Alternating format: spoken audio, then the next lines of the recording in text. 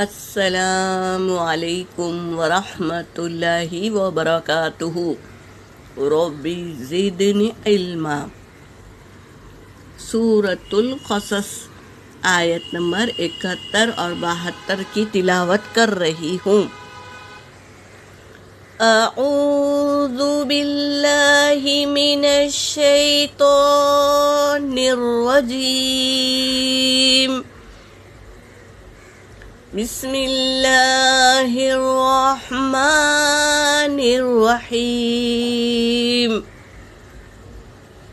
قل ارأيتم ان جعل اللہ علیکم اللیل سرمدا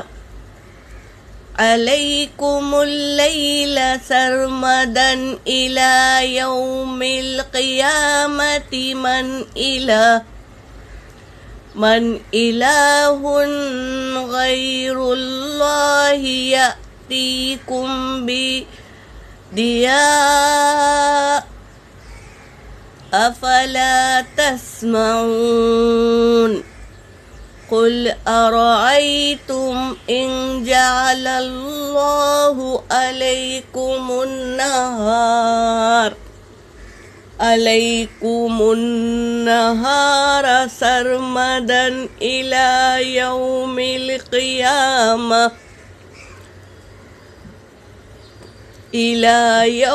القیامة من الہ غیر اللہ یأتیکم بلیل تسکنون فیہ افلا تبصرون۔ ترجمہ کر رہی ہوں۔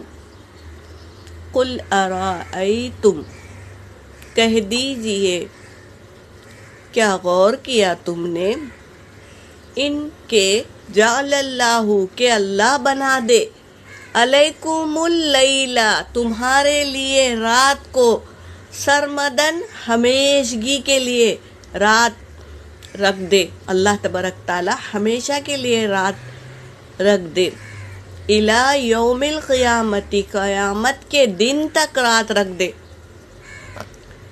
من الہ غیر اللہ، کون ہے معبود اللہ کے سوا، یأتیکم بضیاء کہ لے آئے روشنی کو، اجالے کو، یعنی دن کو لے آئے۔ اگر اللہ ہمیشہ کے لیے رات رکھ دے تو کون معبود ہے اللہ کے سوا جو دن روشن کر دے۔ افلا تسمعون، کیا پھر تم نہیں سنتے۔ قل ارأیتم، کہہ دیجئے کیا تم نے غور کیا، ان جعل اللہ یہ کہ بنا دے اللہ علیکم النہار تمہارے لیے دن کو، سرمدن ہمیشگی کا دن، الی یوم القیامتی قیامت کے دن تک، من الہ غیر اللہ کون ہے معبود اللہ کے سوا، یأتیکم لے آئے تمہارے پاس، بلیل تسکنون فیہ رات کو تاکہ تم سکون حاصل کرو اس میں، دن کو ہمیشہ کے لیے دن لا دے تو کون ہے قیامت کے دن تک کون ہے معبود اللہ کے سوا، لے آئے تمہارے پاس رات کو تاکہ تم اس میں سکون حاصل کرے۔ ہمیشہ کا دن ہو جائے گا تو کون ہے جو رات لے آئے تاکہ اس میں ہم سکون حاصل کریں۔ افلا تبصرون، کیا پھر تم نہیں دیکھتے،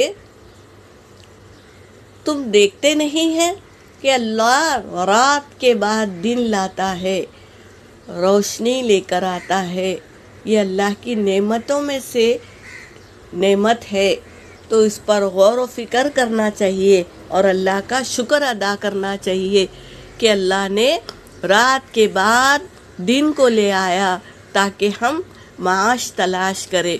تو اللہ کی نعمتوں میں سے یہ نعمت ہے رات کا آنا اور صبح کا روشن ہونا. یہ اللہ کی نعمتوں میں سے ایک نعمت ہے. یہاں پر میری آیت ہو گئی. وآخر الدعوانا ان الحمد للہ رب العالمین.